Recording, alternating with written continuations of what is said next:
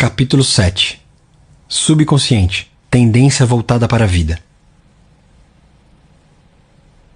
Mais de 90% da vida mental do homem é subconsciente.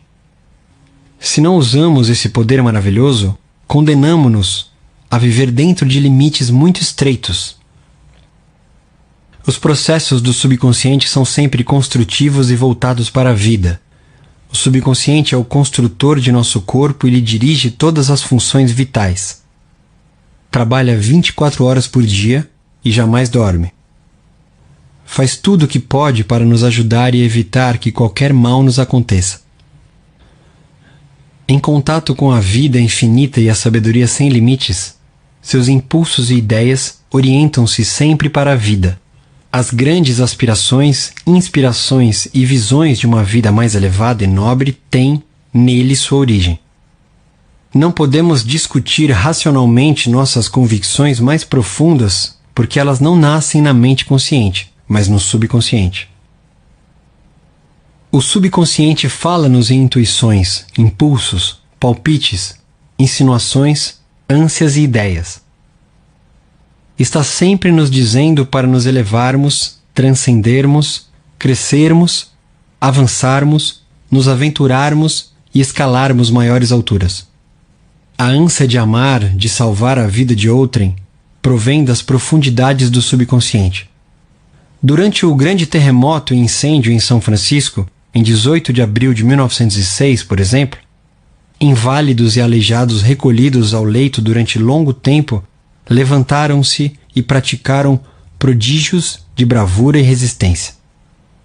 Neles aflorou o desejo intenso de, qualquer que fosse o perigo, salvar outras vidas, e o subconsciente respondeu-lhes, dando-lhes as forças de que necessitavam.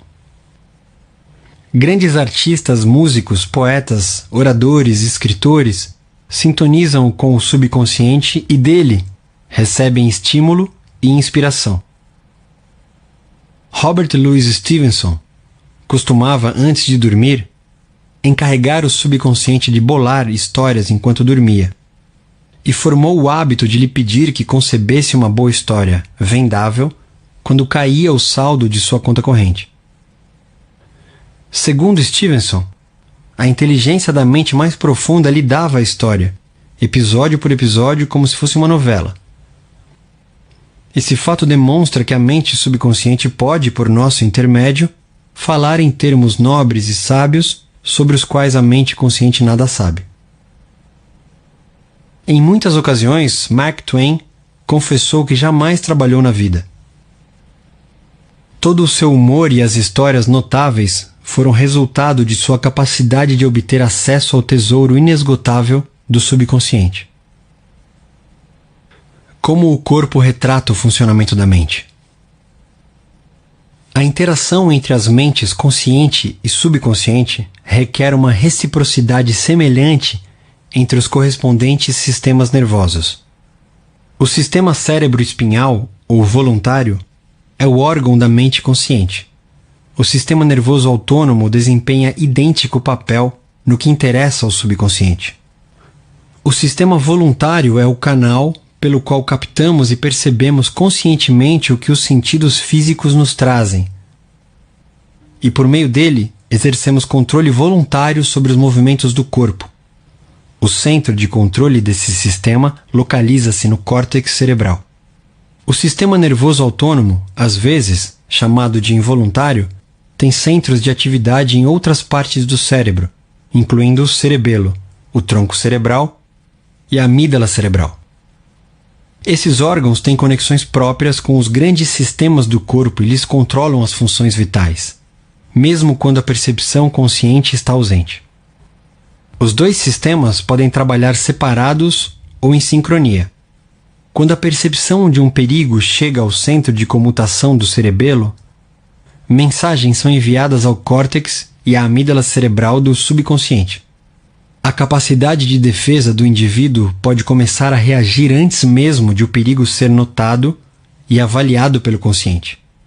Uma maneira simples de focalizar a interação mental e física é compreender que a mente consciente capta uma ideia que é traduzida em uma série correspondente de impulsos elétricos no sistema nervoso voluntário.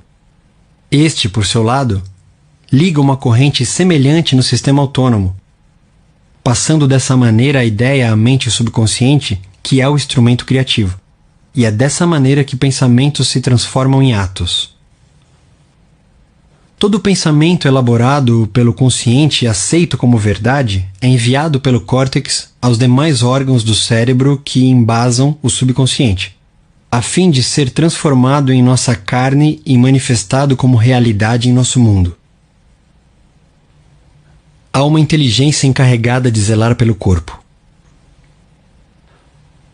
Quando estudamos o sistema celular e a estrutura dos órgãos, tais como olhos, ouvidos, coração, fígado, bexiga, etc., descobrimos que eles consistem em grupos de células, que por sua vez formam a inteligência coletiva que lhes permite funcionar em conjunto.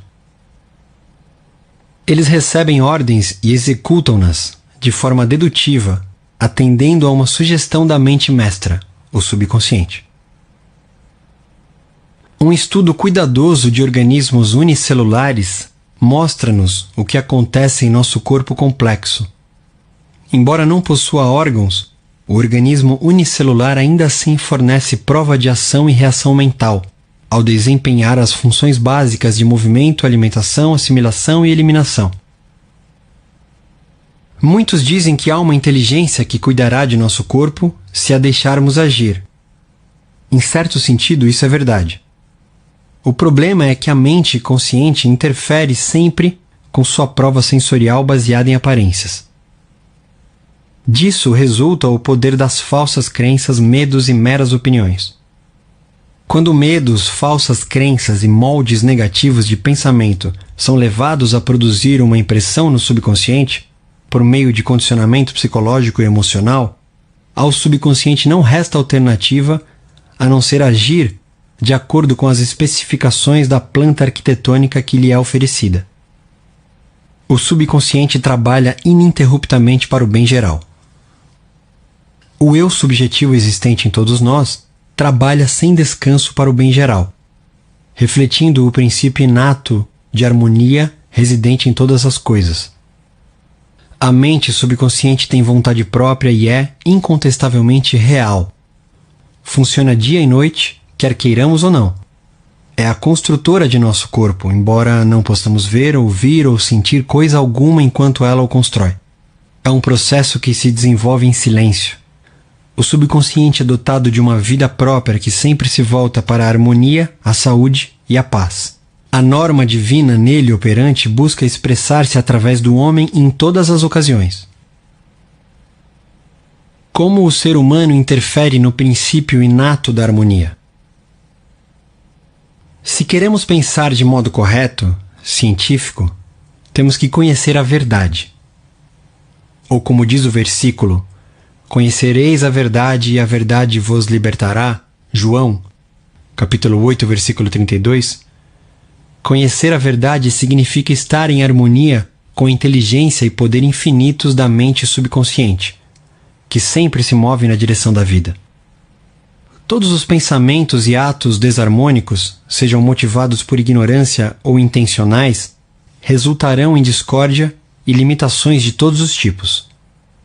A ciência nos diz que construímos um novo corpo a cada 11 meses, de modo que, do ponto de vista físico, temos na verdade apenas 11 meses de idade.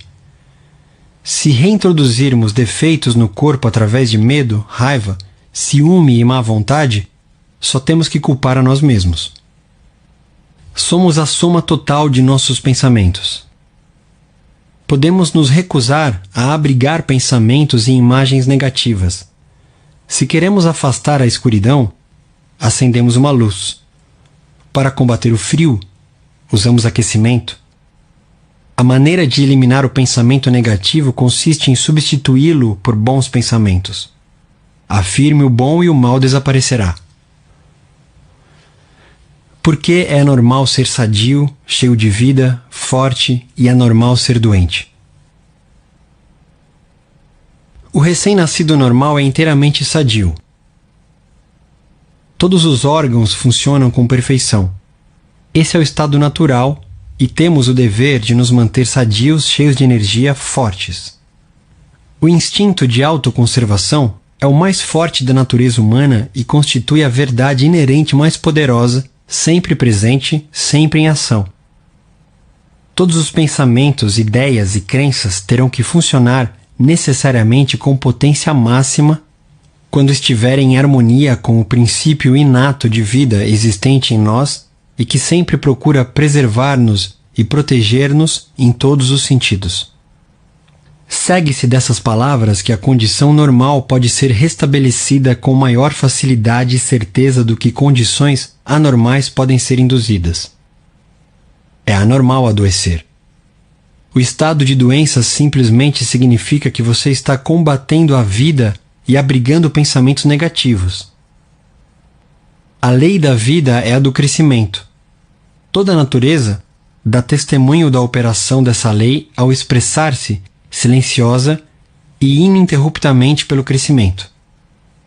Onde há crescimento e manifestação, forçosamente há vida. Onde há vida, precisa haver harmonia.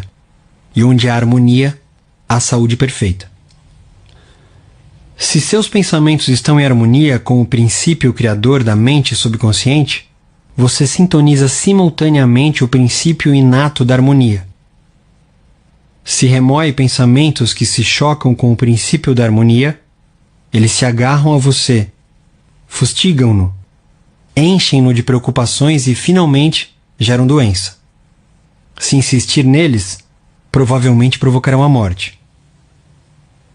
Na cura da doença, temos que aumentar a entrada e distribuição das forças vitais do subconsciente através de todos os nossos sistemas.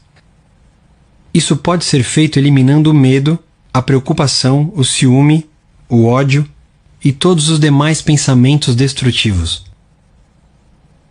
Esses pensamentos tendem a danificar e destruir nervos e glândulas, tecido corporal que controla a eliminação de todo material de refúgio e mantém o organismo em estado de pureza. A cura da doença de Pote. A doença de Pote, ou infecção tuberculosa da coluna, era antigamente um flagelo para crianças. Uma delas, Frederick Elias Andrew, de Indianápolis, Indiana, contraiu a doença, que o transformou em uma criança torta, incapaz de andar e que era obrigada a arrastar-se sobre as mãos e os joelhos. Os médicos consideraram o caso incurável. Andrew recusou-se a aceitar tal veredito. Começou a rezar. Formulou sua própria afirmação, repetindo-a inúmeras vezes por dia e absorvendo mentalmente as qualidades de que necessitava. Eu sou completo, perfeito, forte, poderoso, amoroso, harmonioso e feliz. Essa prece era a última coisa que pronunciava antes de ir dormir à noite e a primeira pela manhã. Orava também pelos outros, enviando-lhes pensamentos de amor e saúde.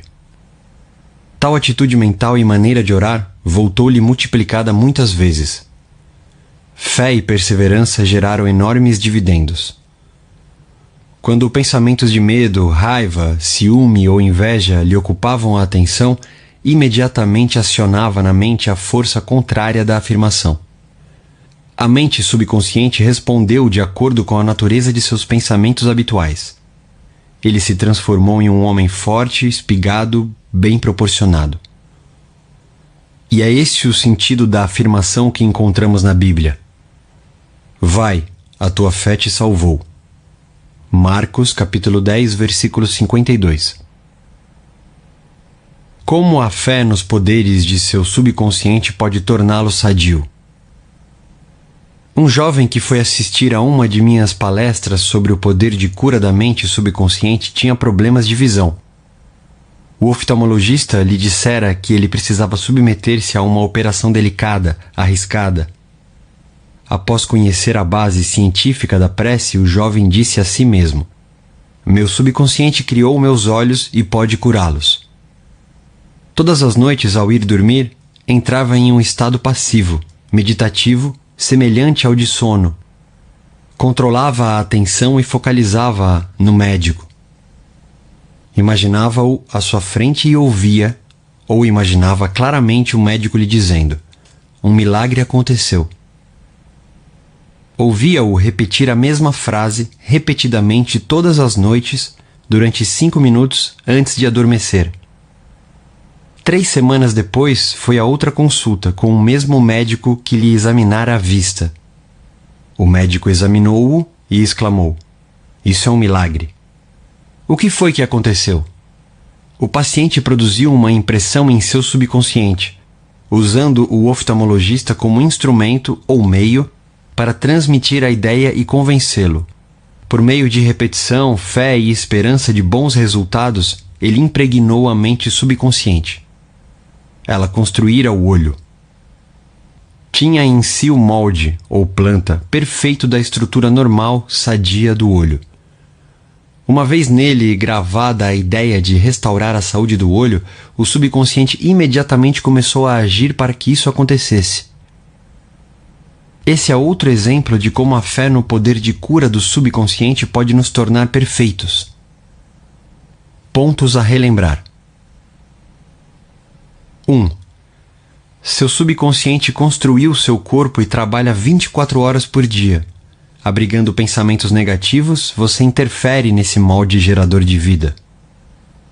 2.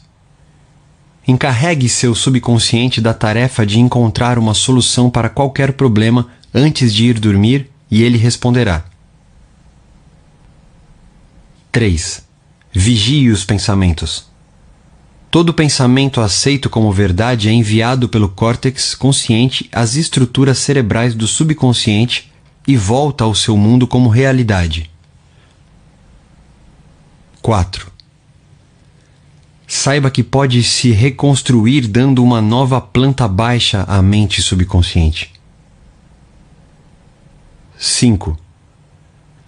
A tendência do subconsciente é voltar-se sempre para a vida. Seu trabalho é com a mente consciente. Alimente o subconsciente com premissas verdadeiras. O subconsciente reproduz sempre aquilo que você lhe dá sob a forma de padrões mentais habituais. 6. Você constrói um novo corpo a cada 11 meses. Mude o corpo mudando os pensamentos e conservando-os mudados. 7. É normal ser sadio. É anormal estar doente. Em nós reside o princípio inato da harmonia. 8. Pensamentos de ciúme, medo, preocupação, ansiedade prejudicam e destroem nossos nervos e glândulas, gerando doenças mentais e físicas de todos os tipos. 9. O que você afirma conscientemente e aceita como verdade se manifestará em sua mente, em seu corpo e nas situações de vida. Afirme o bem e desfrute a alegria de viver.